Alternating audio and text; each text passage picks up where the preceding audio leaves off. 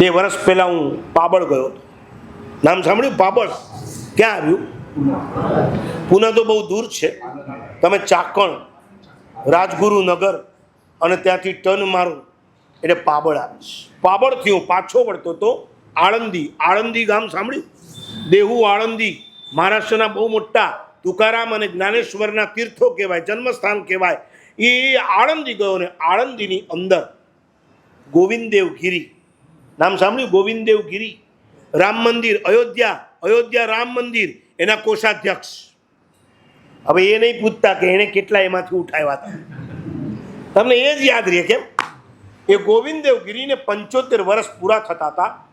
દરેક ધર્મના સંતોને એણે આમંત્રણ આપ્યું હતું. અને પૂનામાં માણેકચંદ ધાડીવાલ, એમનો દીકરો છે પ્રકાશ ધાડીવાલ.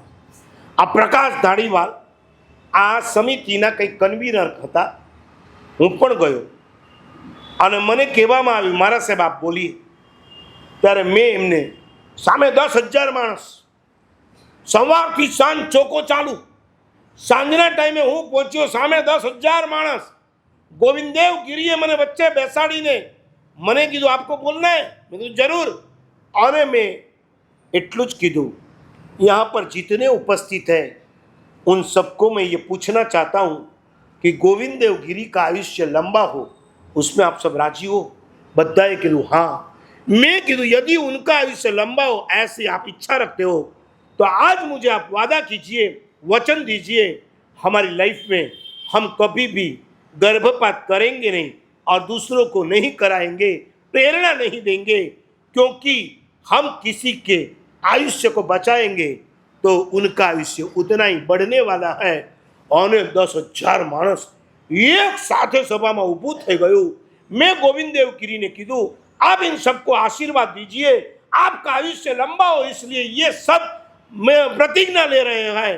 અને મેં આખી સભાને જ્યારે પ્રતિજ્ઞા આપી, મારો સમય પૂરો થયો, હું નીચે ઉતર્યો, બહાર નીકળ્યો. મોટા મોટા ડિગ્રીવાળા ડૉક્ટરો આવ્યા, વકીલો આવ્યા, સારામાં સારા પ્રોફેસરો, અનેક ગ્રેજ્યુએટ લોકો સીધા મને બહાર મળવા આવ્યા. કેટલાય સંતો મળવા આવ્યા.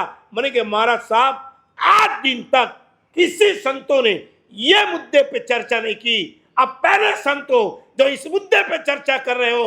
महाराज साहब, आपने बहुत ही अच्छी बात की. એટલા ધન્યવાદ એ લોકોએ મને આપ્યા. એક સંતે તો મને ત્યાં સુધી કીધું, महाराज साहब, जैनों की बात नहीं, हिंदुओं की भी वस्ती अब कम होने जा रही है.